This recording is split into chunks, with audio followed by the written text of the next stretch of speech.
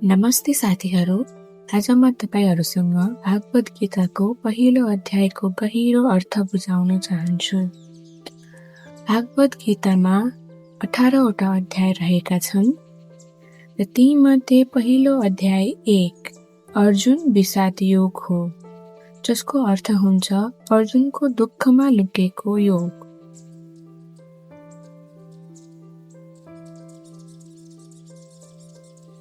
यो अध्याय सुरु गर्नुभन्दा अगाडि म केही कुरा भन्न चाहन्छु। हजुरहरूमध्ये धेरैले पहिला पनि भागवत गीता पढ्नु भएको छ होला, तर भागवत ज्ञानलाई आफ्नो जीवनसँग जोडेर ज्ञान प्राप्त गर्न सक्नु भएको छैन होला। त्यसैले भागवत गीतालाई साधारण पुस्तकको रूपमा लिनुहुन्छ हो, उहाँहरूको लागि नै यो भिडियो हो। म पनि पहिला भागवत गीता पढ्थेँ, तर त्यसको ज्ञान अर्थ केही पनि बुझेको थिएन।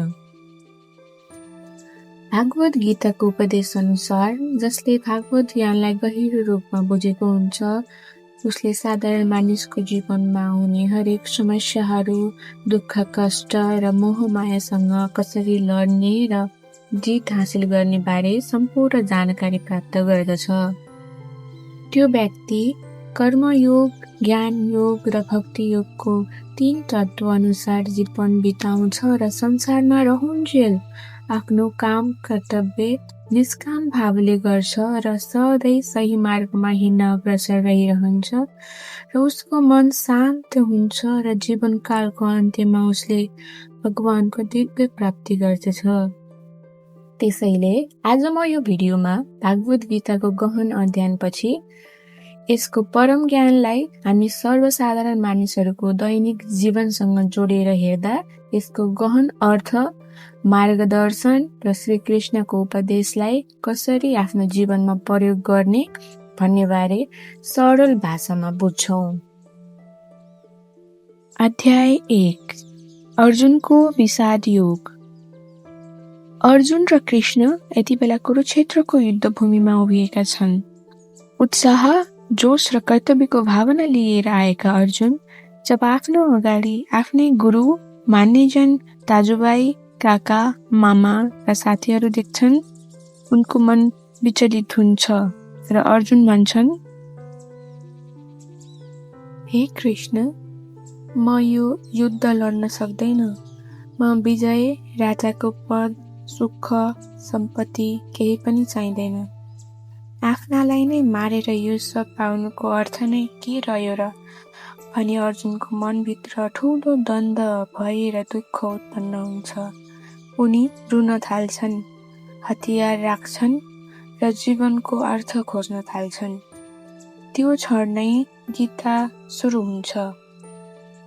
भागवत गीता सिर्फ अर्जुन र श्रीकृष्ण बीचको अनुवाद मात्र होइन, हामी मानिस र अन्तर्मन बीचको अनुवाद हो।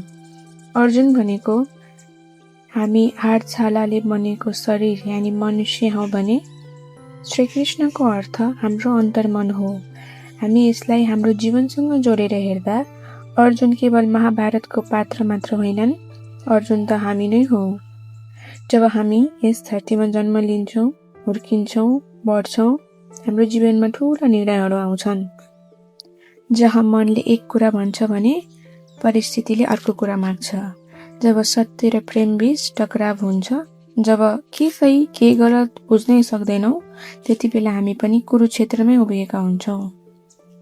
अर्जुनको जस्तो दुःख हामी सबैले भोगेका छौँ, तर यही दुःख नै हाम्रो चेतना जोगाउने पहिलो ढोका हो। भागवत गीताको अनुसार दुःख भगवानको दण्ड होइन, चेतनाको सुरुवात हो। अर्जुनले जब भने म बुझ्दैन, म सक्दैन, म देख्दैन, म किन यहाँ छु, म किन यस्तो परिस्थितिमा छु, त्यति बेला नै श्रीकृष्ण बोल्न थाल्नुहुन्छ। त्यही क्षणमा नै ज्ञानको द्वार खुल्छ र गीताको जन्म हुन्छ।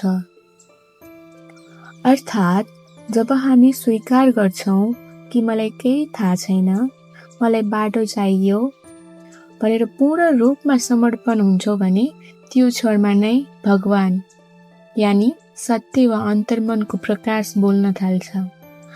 त्यही अन्तर्मन नै श्रीकृष्ण हुनुहुन्छ। श्रीकृष्ण केवल देवता मात्र होइनन्, उनी हामी भित्रको चेतनाको आवाज हुन्। त्यसैले भनिन्छ हामी सबै श्रीकृष्णका अंश हौँ। हामी मानिस मात्र होइन, यो सारा प्रकृतिमा पनि श्रीकृष्णकै चेतना बस्छ। जब हामी आफूभित्रको रिस, ईर्ष्या, मोह र अहंकार त्यागेर शुद्ध मनले श्रीकृष्णमा समर्पित भई कर्म गर्न थाल्छौँ, त्यो नै जीवनको सर्वोच्च धर्म हो।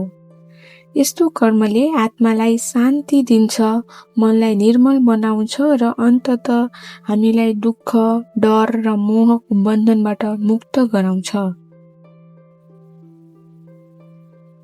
जीवनमा दुःख आउँछ, भ्रम हुन्छ, डर लाग्छ, तर ती सबै कुरा तपाईले तोड्न आएका होइनन्, तपाईलाई जगाउन आएका हुन्। अर्जुनको जस्तो जब तपाईँ जीवनको युद्ध मैदानमा डराउनुहुन्छ, त्यो बेला भगवान श्रीकृष्ण यानि तिम्रो अन्तर्मनले नै भन्छ, उठ, डर नमान, म तिमी भित्र नै छु, म तिम्रो साथमा छु, तिमी आफ्नो कर्म गर, फलको चिन्ता नगर। तपाईँ आफ्नो मनलाई कहिले साधारण नसम्झनुहोस्। तपाईको अन्तर्मनमा श्रीकृष्ण बस्नुहुन्छ र अन्तर्मन यति शक्तिशाली हुन्छ कि असम्भव भन्दा असम्भव लाग्ने हरेक काम पनि सजिलैसँग सफल बनाउन सकिन्छ। तपाईँ भित्रको अर्जुन जब जाग्छ, तपाईँ भित्रको कृष्ण पनि त्यति नै बेला बोल्न थाल्छ। अर्जुन जस्तै हामीले पनि कहिलेकाहीँ हतियार राख्छौँ, परिस्थितिसँग हार मान्छौँ, तर श्रीकृष्णको ज्ञानले हामीलाई फेरि उठ्न सिकाउँछ। यही नै अर्जुन विषाद योगको वास्तविक अर्थ हो। दुःखमै लुकेको ज्ञान, हारमै लुकेको जागरण। यो थियो भागवत गीताको पहिलो अध्याय 1 अर्जुन विषाद योग, दुःखमै लुकेको ज्ञानको सरल सारांश। यदि यो भिडियोले तपाईलाई केही नयाँ सोच्न, बुझ्न वा महसुस गर्न सहयोग गर्यो भने त्यसको अर्थ गीताको ज्ञान तपाईको हृदयमा प्रवेश गर्न थालेको छ। हामी सबै भित्र श्रीकृष्णको चेतना बस्छ, बस त्यसलाई सम्झदै प्रेम र शान्ति फैलाउँ र आफ्नो कर्म गरौँ। यदि यो सन्देश तपाईलाई मन पर्यो भने भिडियोलाई लाइक, कमेन्ट र सब्स्क्राइब गर्न नबिर्सनुहोला। भागवत गीताको दोस्रो अध्याय सांख्य योग अर्थात् आत्माको सत्य र ज्ञानको प्रकाश लिएर फेरि भेटौँला। धन्यवाद। जय श्री कृष्ण।